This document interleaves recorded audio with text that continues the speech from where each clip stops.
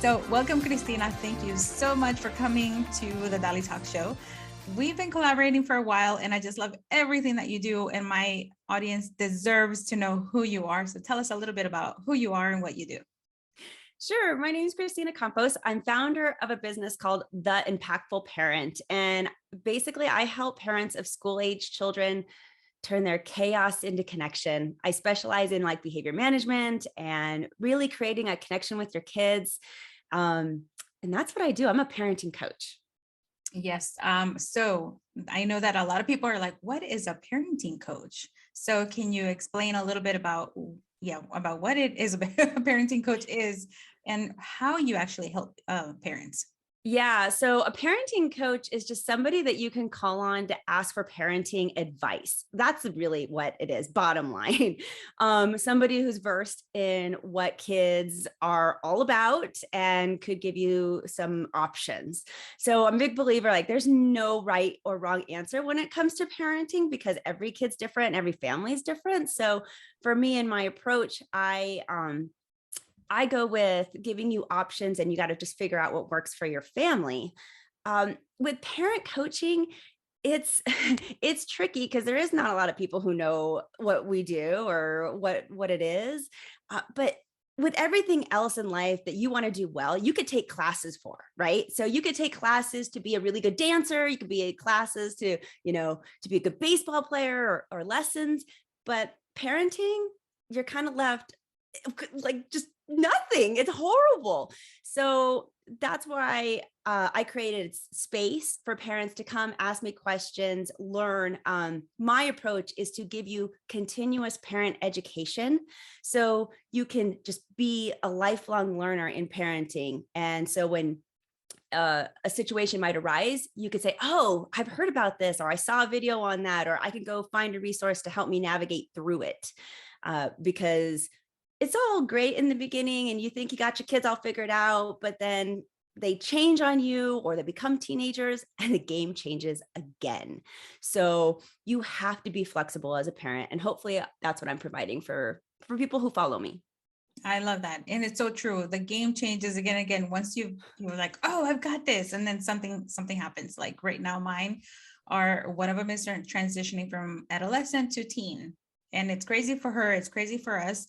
And we already went through that with our older one, but it's a totally different scenario. It's crazy. Every kid's going to be different. Yeah, in the same household, right? And I feel like this is so important for new parents or people who are planning on having children to understand, because I don't think anybody really sat me down and say, hey, this is what you can expect if you're planning on having children. I found that out until I became a mom. And I sort of felt like betrayed, like, hey, you were supposed to look out for me. You were supposed to tell me this so that I could mentally prepare. And I got nothing. I got nothing until it happened. And then I hit this certain challenge. And then you're pretty much just figure it out instead of giving me concrete advice, right? So that's what I love about parenting coaches like you and I. We have been there. And if people are like, well, why should I go to you? I can go to any parent, right? So what would you say to them? What kind of background do you have aside from being a mom that qualifies you to be able to give guidance to other parents? Yeah, sure. That's a great question. First of all, I am a single mom and I have 4 kids. That does give me some credibility, but Absolutely. I've been every kind of parent. I have been a stay-at-home parent. I have been a part-time working parent. I have been a married, happily married parent. I have been a parent that has been a single parent, working full-time and going to school. So I have a breadth of experience personally. On top of that, I taught in the schools for over 20 years. And had a very unique experience of teaching preschool through high school. I taught every single grade level. I can really see the developmental stages. And I did that for so long and I loved it. But it was time to transition. But I wanted to take that knowledge I had of children. And I have a special love for teenagers. I did the majority of my teaching experience in middle school because people are scared of middle school kids and I happen to love them. I think they're fantastic. So I spent a lot of time studying them. On top of that, I do continuous studying. I am always learning. I am always reading. I am always doing new research. In fact, that's how I plan to spend the rest of my day today, more research on new Yeah. things. So that's where people would come to me. And you could definitely go to a psychologist for a lot of these same things. The problem with going to a psychologist is a lot of times you have to work around their schedule and they're very expensive. And I know a lot of great psychologists, but they don't have hands-on experience. They might be very versed in how they were educated, but they don't have kids, or they only have one child, or different scenarios. So you have to just figure out what's going to be the best fit for your family. And I think that really comes down to just like talking to people and getting their vibe and seeing if it grooves with you. I completely agree. I'm so glad that you mentioned that about the difference between a parenting coach and a psychologist or psychiatrist or family therapist, because it's true. Yeah, it's first of all, some people might not feel comfortable going that route because they're like, "Ooh, it's too like medicine field-ish," and it's some people still know or feel that there is a stigma around that, so they'd rather go to a parenting coach. And I want to just mention the other thing is that some parents feel better going to a parenting coach because they feel like it's more on like a more personal connection than with somebody who has a certain medical title. And the other thing too is that, like, for me, I've felt as a parent in the past where I can't go to a family member for advice because there's bias no matter how much they try to not have that bias, because they're connected to you, right? They care.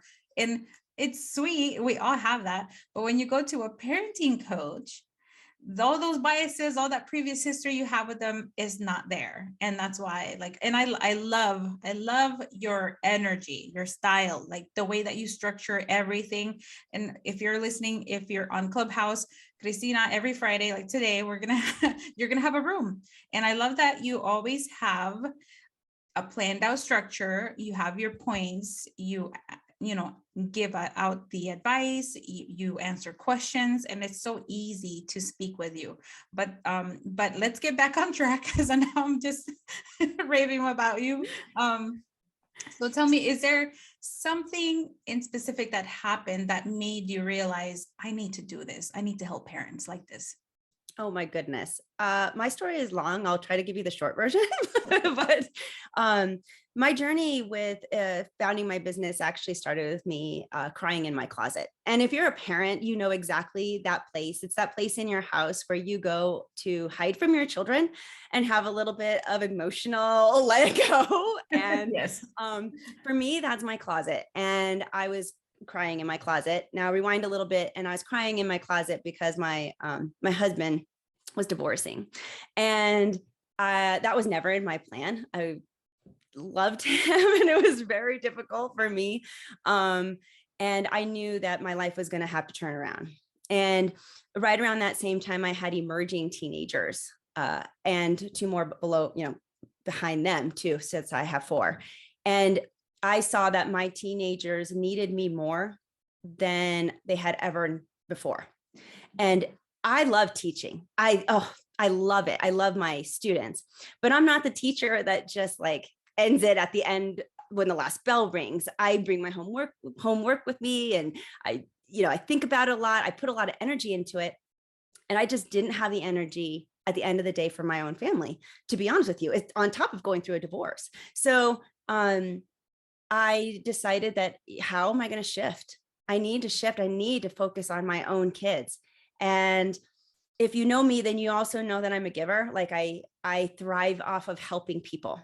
So I'm like, I still need to help people, and I still want to help kids. I love children. And I came up with this idea of becoming a parenting coach. So I could still help children, but I'm going to be helping them from the source, their parents, the family. And because I founded my own business, I can make my own hours. And that allowed me to spend more time with my teenagers who really, really did need me at the time. And to this day, they are very, very grateful.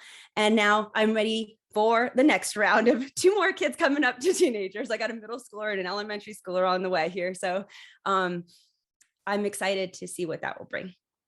Yeah. Oh, that's amazing. You know, a lot of people go through some hardships and they just get through it. But you went beyond, and you made it more about not just yourself, but others too, because you recognize that there's a need there that hasn't been met. And I can imagine so many parents listening to this, and they're like, oh my gosh, I'm going through a divorce right now. And, you know, I could reach out to Kristina because you've been there, right? And Yeah. that's an advantage you have over me, because I'm not a single parent. I don't have 4 children. I have 2. So I know. And as a matter of fact, the other day I was like, I should reach out to Kristina about this. I'm gonna talk to her on Friday, so I'll ask her then. So, you know, but I know that you're reliable and that you give sound advice. And if anybody's ever heard you speak, and you know, especially in your rooms or online, you can tell that you don't have fluff type of advice. You have things, you like you said, you do your research, so you have research backed information that can help a parent make the best decision for themselves. I appreciate that. Thank you. Oh, of course, anytime. That's something that I value very much, because, you know, as me also being a parenting coach focusing on bullying awareness, I know the importance of giving a parent something that has a backing to it. Because if you want to just go and discuss something, then, you know, go to a blog and talk about people's opinions and stuff. That's so different than the stuff that's backed up. And it's really important nowadays, because our kids are exposed to so much, and you have to be delicate in certain situations on how you approach that situation. So let's pivot a little bit, and let's talk about what you think every child needs as a core foundation, right? Whether they are 3 years old or 18 years old, about to head out to go to college. Yeah. So it just so happened that this is one of the very first things that I really dove into when I founded my business, The Impactful Parent. I wanted to start with the core. What does every child need? And from here, I can move forward with my business. And I really narrowed it down to 3 things, in my opinion. And it is research backed, but it's my opinion, because if you could take 10 things that every child needs, I think there's 3 core values. And the first one is security. Now, I know you're thinking, okay, security. Yeah, of course. Well, there's physical security. And this goes back to like primitive years, where your child just has to feel physically safe, like that the lion is not going to come into the cave and eat them, right? That your child can sleep well at night knowing that they're physically okay. That one's pretty standard. But the other security is security in love. And will you love your child through thick and thin? Will you love them if they disagree with you? Will you love them if they're not the perfect A student? Now, I know parents are thinking, of course I would do that. The problem is, it's not about you. It's about the perception of your child. Do they think that? And so that's what you need to work on as a parent, to make sure that that message is very, very clear. And anytime that we're questioning their choices and maybe giving them criticism or saying, well, I would have, or you should, be very careful, because what that does is that says, you don't think that I made a good choice. And sometimes they just feel unloved because they don't feel like you're secure in that. Or you might say, I love you, I love you, I love you, but then turn around and yell at them a lot, or they may feel like they just can't do anything right. Now they don't feel secure in your love. So just walk gingerly in some areas. We go in a lot of ways into that, but bottom line is, your child needs to feel physically safe, and you will love them through thick and thin. I totally agree. I do. And, you know, as you're saying, you know, you yell at them and yell at them, but you tell them that you love them. You know, I've been guilty of that, and I've had to learn the hard way. And sometimes I think, oh, should I share that, you know, publicly? But I mean, the reality is, so many parents do, but the difference is, you know, that that we evolve, we change, and we try harder. So for parents who think, well, I don't know, my kids are almost out of the house now and I've been doing this for years, can I still change that around? What would you say to them? Absolutely. And going back to, you saying I'm guilty of that. Okay. I am guilty of that too. Okay. I'm an impactful parent. Impactful parents, we make mistakes. Okay. What you need to do, especially with an older child who might have an established foundation of insecurity, right? Is you go back and you explain yourself. You become vulnerable as a parent and say, look, I'm sorry I yelled at you a lot. That's how I was raised. My mom still freaking yells at me all the time. And so my natural reaction is to yell back at you. I don't mean to yell at you. I used to hate it when my mom yelled at me. And I don't know why I'm doing it again. Okay. You have to become vulnerable and really own the fault. And it's okay to own the fault because you are now trying to correct it. So you just apologize and you move forward with it. And you got to explain it to them. That vulnerability is going to be key into helping, especially the older child, understand where you're coming from and give you the opportunity to correct yourself and show that you will love them no matter what. And you're going to make errors as you go through. You cannot spend 18 years perfectly parenting a child. It's not possible. Okay. So be vulnerable, come back, apologize, eat it. I know it's going to be hard, but you got to eat it. But it will grow you closer to your child. That's how you create connection. Yeah. I completely agree. You have to be vulnerable and apologize. And like some people might be saying to wait, the example you just gave is, well, if I tell my children that that's how I was raised, am I justifying it? No, you're not justifying it, right? You are giving them a little background story. And what you were saying, apologize and move forward. And what that means is change the action, right? And it might be really difficult to stop that habit because that's really what it is. It's a habit that was inculcated into you unconsciously, most likely. And children need to see the effort, even if you're not completely like yell free, right?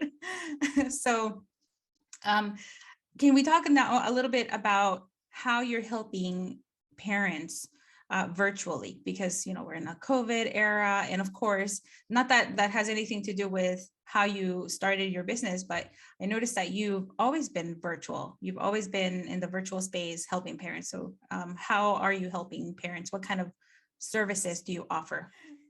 Well, let's go to the second pillar. And the second pillar of what every child needs is acceptance. Now, I know a lot of listeners right now might be thinking, okay, how is security and acceptance different? And the best way that I can explain this is that your child wants to know, as their parent, that you will accept them for whoever they choose or to become or who they are, like truly who they are at their core. And I find, as I've talked about this before, that the best way to get you to understand it is to compare it to the LGBTQ community. I have a lot of parents who will say, of course I love my child, but they don't accept them for being gay, bi, trans. They don't want to really truly accept their child for that. And so then the child still has a pillar that's missing. Okay, yeah, my parent says that they love me, but they don't really accept me for who I am. So what's that going to do? So acceptance truly is different. And you have to give your child that acceptance, even if it might not be something that you agree with. And this is really, really tough, especially with that example, the LGBTQ community, because there's a lot of layers that and background that go along with that, right? We have very many religions that don't agree with it or whatever. So it all comes back down to your upbringing and how you as a parent were raised in your own beliefs. But your child is looking for this from you. And you need to understand that despite how you might feel, despite how you grew up, despite how your true beliefs are because of how you think, your child still needs you to accept them for whoever they are. And on a lighter note, it's the same thing for a child that may, let's say, choose not to go to college.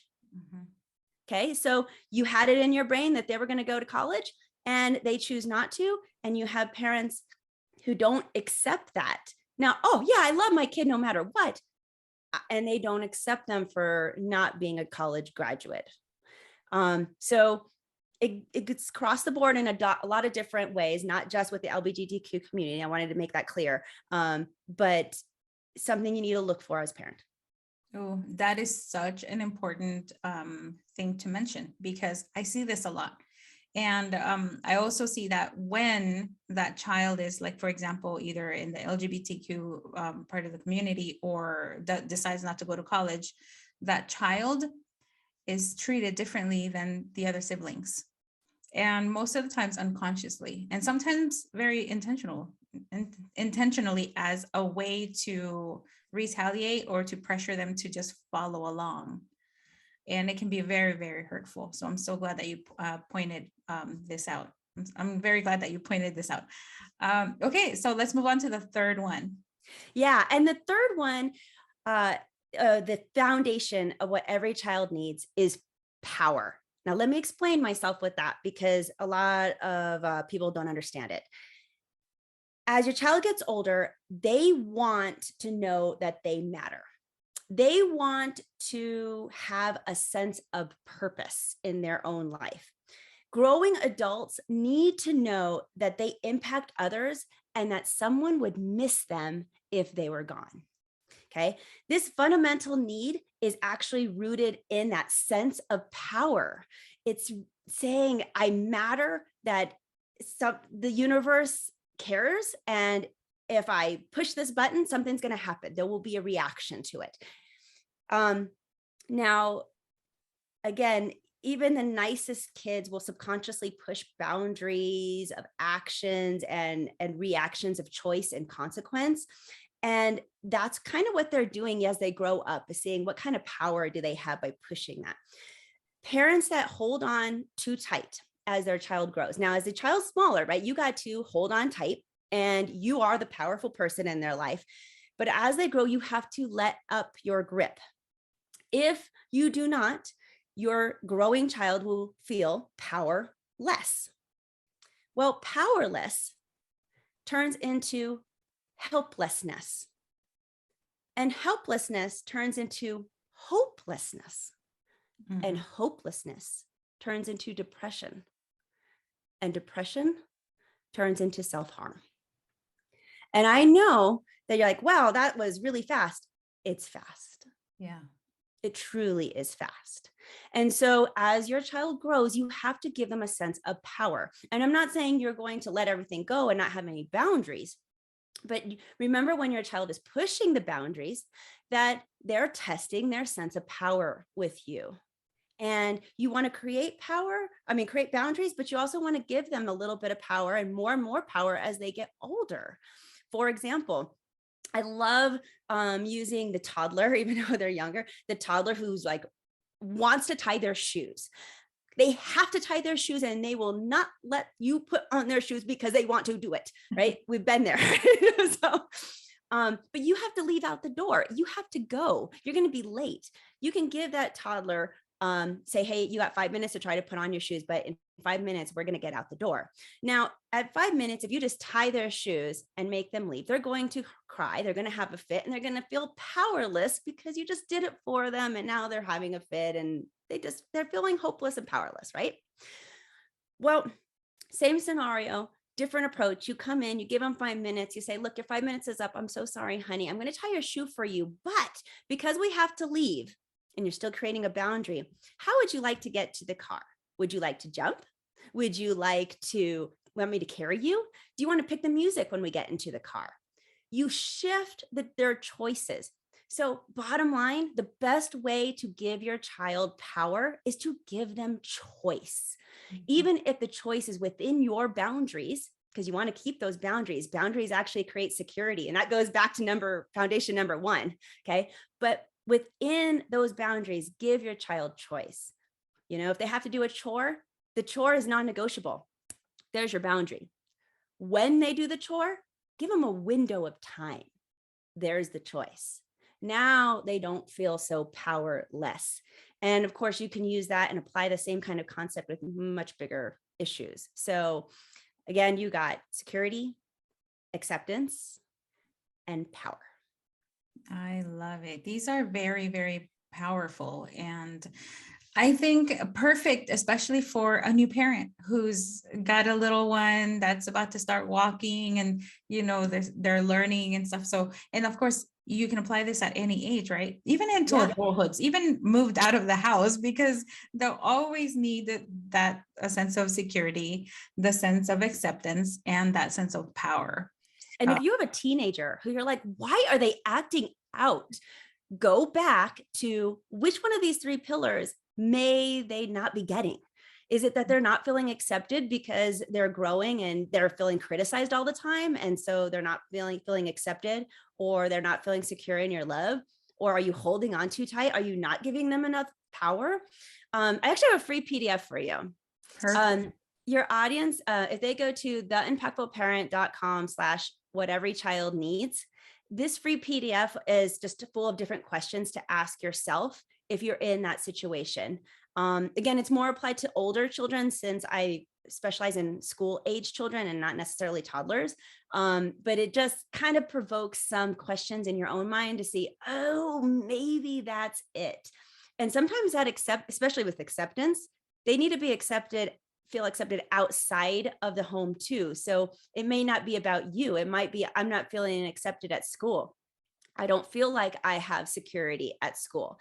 I don't feel like I have any power in what's happening. Doesn't necessarily have to be in the home. So that PDF gives you different questions that you can start that conversation with your kids so that you can figure out what's wrong and you can help them before we get to that hopeless depression and self-harm stage. Yeah, I love that you gave that example, because I think that parents forget or don't realize until something happens, right? The stages and also how quickly it can happen. And I'm seeing that with, so much pressures that kids are feeling from school, from parents, from their peers. And then also from social media, which can sound really crazy, but the pressure is there. These kids, when they lack one of those core foundations, I think that they can end up in that self-harm area faster than you think. And every single parent thinks, not my kid.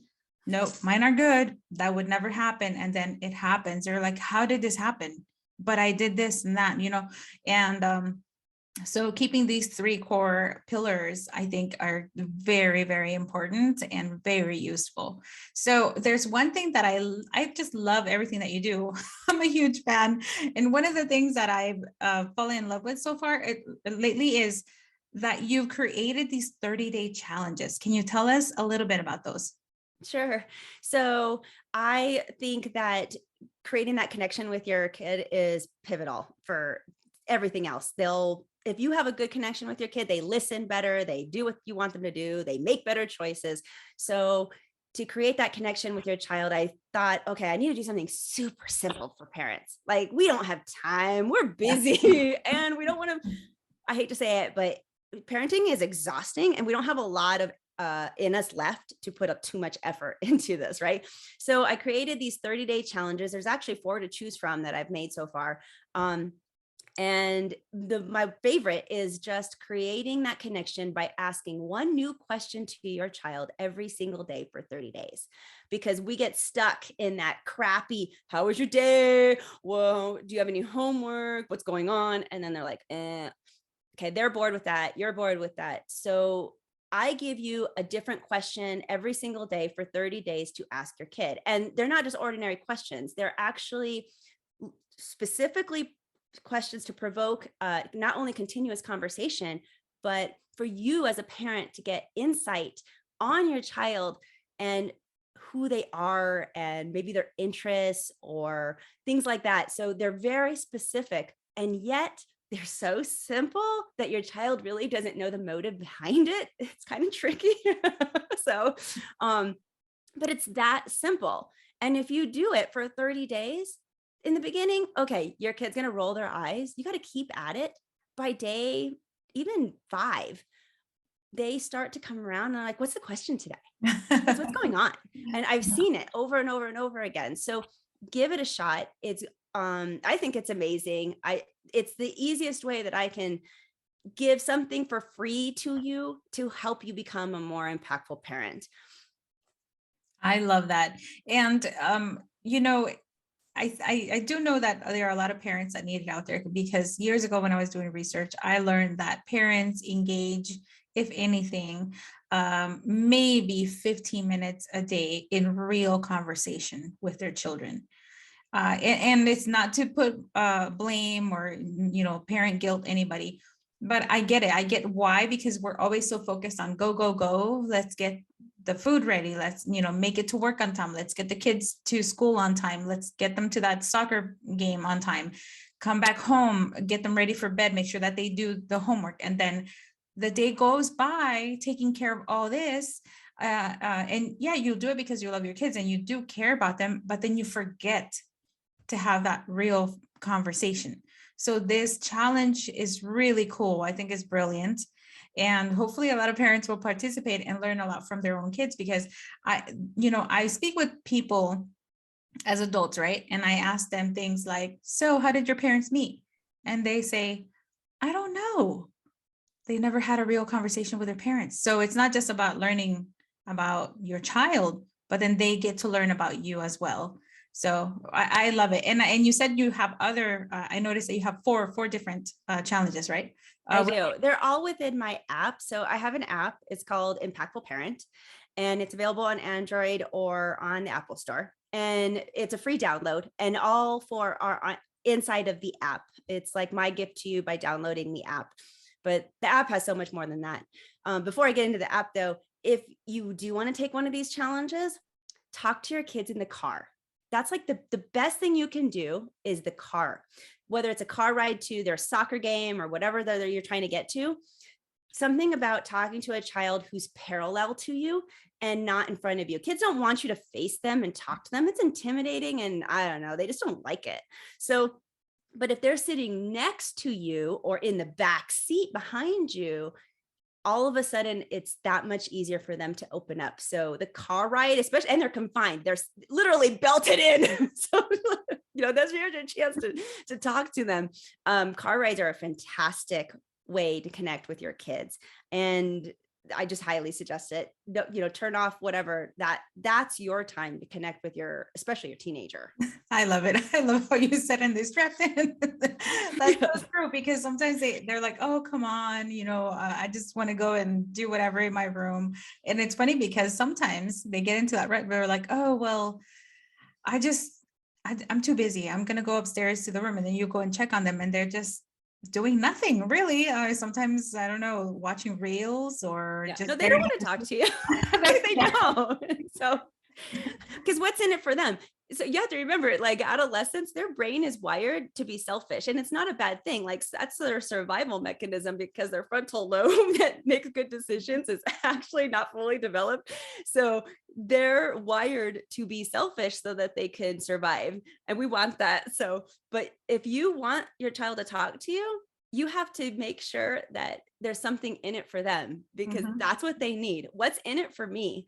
And for this, the car ride, now it'll be, they're not going to say connection. They're not going to be like, oh, we're connecting. They're not going to, that's going to be crap for them. But it'll be an interesting conversation. And when they're strapped in and they don't have a place to go, there's your chance. So grab it right then and there.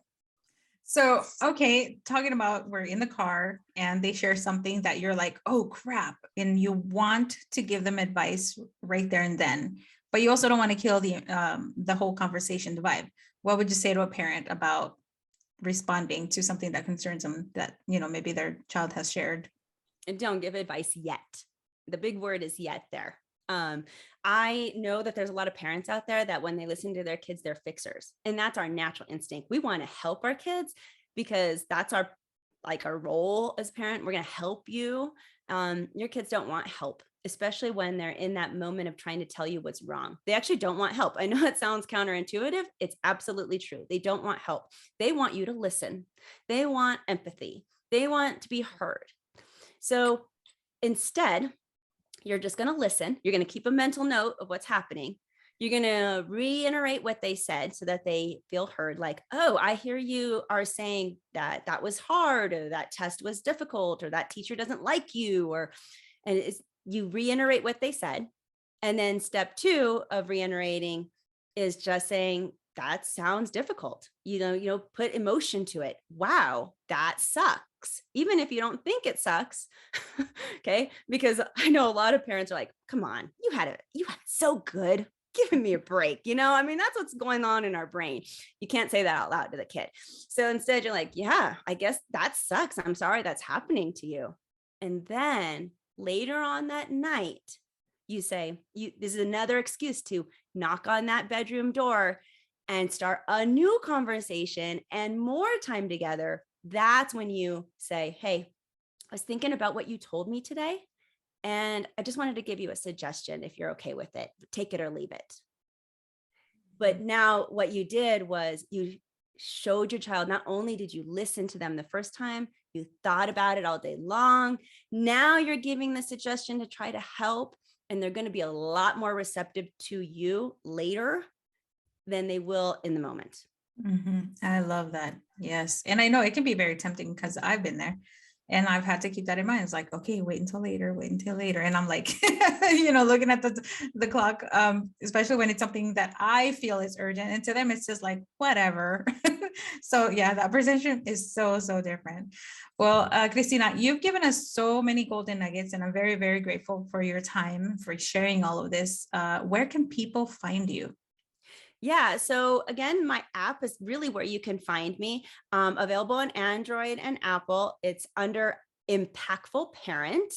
And in that, you're not only going to find the 5 30-day challenges to make a better connection with your child, but I put free parent education videos in there every single week. And so if there's a topic that you're struggling with, you're probably going to find it in there. It'll give you a 15-minute piece of advice, kind of like what you're listening to right now, and so much more. I'm adding to the app consistently. So it is not only how you find me, but it's how you're going to grow as a parent. I love it. And I love that I can just tap in there and just choose a video to watch. So thank you so much for watching. And hey, if you download her app, please leave a review. That will definitely help Kristina. So Kristina, until next time, thank you once again for being on the Dalitalks show. Thank you. Wow, I love having conversations with Kristina, honestly, and there's so much that she didn't even cover about what she does, but she hosts a parenting room every single Friday on Clubhouse. It's an audio only app, and she shows up every Friday at 12 p.m. Eastern, and she discusses different topics. Now, if you're new with the app, there are replays in there, and you can go ahead and listen to whatever she has left there for people to listen to. And I highly suggest go in there, check out her content, check out the type of topics that she discusses, because she's helping out a lot of parents just by sharing this information. So remember, you can download her app on Android or iPhone. It is called The Impactful Parent, and her name is Kristina Campos. So you can search through that name of the app or her name and leave a review. Also, if you like this conversation, please subscribe and set your alerts. That way you don't miss any of the episodes. And in addition, I have a newsletter that goes out every single Sunday, and I share resources. I also present the next upcoming speaker. So if you want to be in the know, go ahead and subscribe to my newsletter at dalitalks.com. And thank you always for listening and showing up. And I'll see you next time. Hey, did you like that episode? If you did, be sure to subscribe to this podcast wherever you may be listening and write a review. If you want more tips or some behind-the-scenes videos, make sure to follow my mom at Dalitalks on Instagram. You can turn on notifications for her posts and stories as well. Thank you so much for listening to this podcast. See you next time.